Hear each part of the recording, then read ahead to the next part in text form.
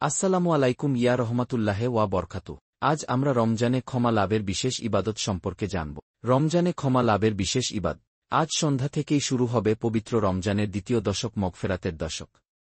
যারা পবিত্র রমজানের রহমতের দশকে আল্লাহ তাআলার রহমত লাভে ধন্য হয়েছেন তাদের জন্য মাগফেরাতের সুনিশ্চিত। এ দশকে বান্দার একমাত্র কাজ হল আল্লাহর সন্তুষ্টি অর্জন করে বিগত জীবনের গোনাহ থেকে মুক্তি লাভ করা। হাদিসে পাকে প্রিয় নবী সাল্লাল্লাহু আলাইহি ওয়াসাল্লাম গোনাহ মাফের অনেক পন্থা বর্ণনা করেছেন। পবিত্র রমজান মাসে গোনাহ মাফের অন্যতম উপায় হল রাতের ইবাদত তারাবিহ নামাজ পড়া এবং রোজাদারকে ইফতার করানো।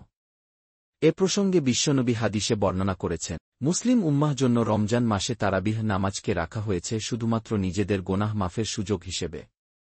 তাই প্রত্যেক ধর্মপ্রাণ মুসলমানের উচিত তারাবিহ নামাজ আদায় করা। হযরত আবু হুরায়রা রাদিয়াল্লাহু আনহু থেকে বর্ণিত, তিনি বলেন, রাসূলুল্লাহ সাল্লাল্লাহু আলাইহি ওয়াসাল্লাম রমজান মাসে তারাবিহ নামাজ আদায়ের জন্য উৎসাহিত করতেন, তবে তিনি সরাসরি তাগিদ সহকারে আদেশ করতেন না, বরং তিনি এভাবে বলতেন, যে ব্যক্তি পূর্ণ ঈমানের সঙ্গে ও সাওয়াবের উদ্দেশ্যে রমজান মাসে নামাজ তারাবিহ পড়ে আদায় করে, তার বিগত জীবনের সব সগীরা গোনাহ মাফ করে দেয়া হবে।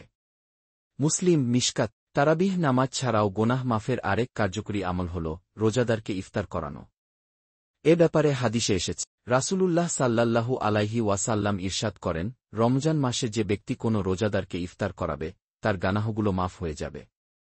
সে দোজখ থেকে মুক্তি পাবে, আর সে রোজাদারের সমপরিমাণ সওয়াব পাবে, কিন্তু এতে রোজাদারের সওয়াব থেকে কিছুই ঘাটতি হবে না। সুতরাং মাগফিরাতের দশকের শুরুতে মুসলিম উম্মাহর প্রতি আহ্বান, গোনাহ মাফের লক্ষ্যে তারাবিহ নামাজ আদায়ের পাশাপাশি গরিব দুঃখী ও অসহায় পাড়া প্রতিবেশীর মাঝে ইফতার সামগ্রী বিতরণের মাধ্যমে মাগফিরাতের দশকে গোনাহ মাফে এগিয়ে আসা একান্ত কর্তব্য।